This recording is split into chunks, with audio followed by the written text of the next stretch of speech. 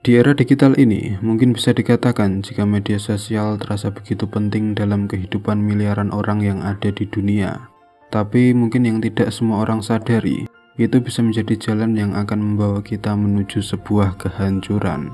Saya tidak mengatakan jika menggunakan media sosial itu salah, tapi saya akan tunjukkan bagaimana semua itu bisa menghancurkan hidup kita, bahkan mungkin hingga ke generasi yang akan datang nantinya.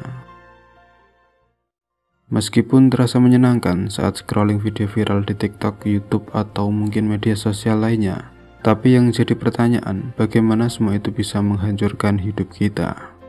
Jawabannya adalah over dopamin.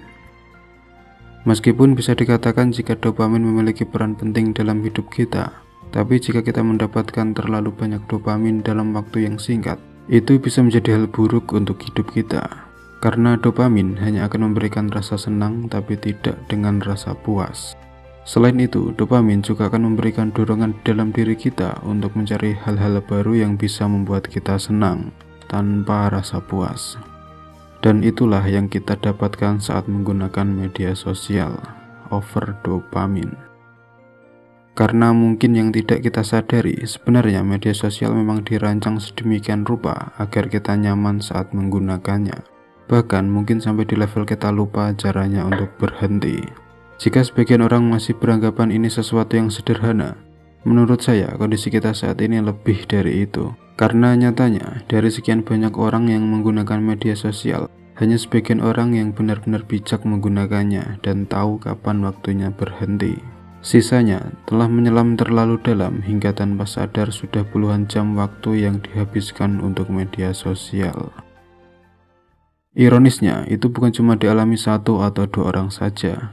Bahkan beberapa artikel mencatat sekitar 78% orang Indonesia rata-rata menggunakan internet lebih dari 8 jam setiap harinya.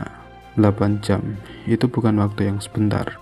Meskipun tidak semua waktu itu digunakan untuk media sosial, tapi kenyataannya sebagian besar waktu kita habis untuk scrolling dan menonton sesuatu yang terkadang kita sendiri tidak tahu kenapa kita harus menontonnya. Sebenarnya masalahnya bukan berapa lama waktu yang kita habiskan, tapi berapa banyak pekerjaan yang tertunda hanya karena scrolling dan menonton sesuatu yang gak jelas. Meskipun kadang itu adalah cara terbaik untuk menghibur diri, tapi jika sudah sampai di level kecanduan, disitulah awal dari kehancuran akan dimulai. Dimana akan banyak pekerjaan yang tertunda, jadi malas-malesan, depresi, dan lebih mudah stres. Kita posting sesuatu berharap dapat like dan komentar yang banyak, dan jika semua itu tidak tercapai, maka akan stres. Dan lebih parah dari itu, kadang kita sadar akan dampak negatif dari semua itu. Tapi lucunya, hal yang sama terus terulang setiap harinya. Meskipun harus diakui, dengan adanya internet dan media sosial saat ini, telah memberikan perubahan besar bagi peradaban manusia saat ini, di mana banyak orang sukses dari sana. Banyak orang-orang terkenal dari sana, dan sebenarnya masih banyak hal positif yang bisa kita dapatkan dari sana. Tapi apa kalian yakin jika itu sebanding? Setelah kalian lihat banyak orang terutama generasi muda yang mulai hilang kontrol akan dirinya sendiri. Banyak orang yang rela melakukan apa saja demi postingan atau videonya mendapatkan jutaan like dan view di sosmed.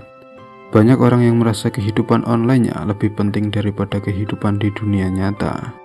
Dan itu yang terjadi saat ini. Mungkin tidak hanya media sosial, tapi semua yang ada di dunia ini akan selalu menjadi pedang bermata dua. Meskipun satu sisi bisa membantu kita, tapi di sisi lain juga bisa melukai kita bahkan mungkin tanpa kita sadari.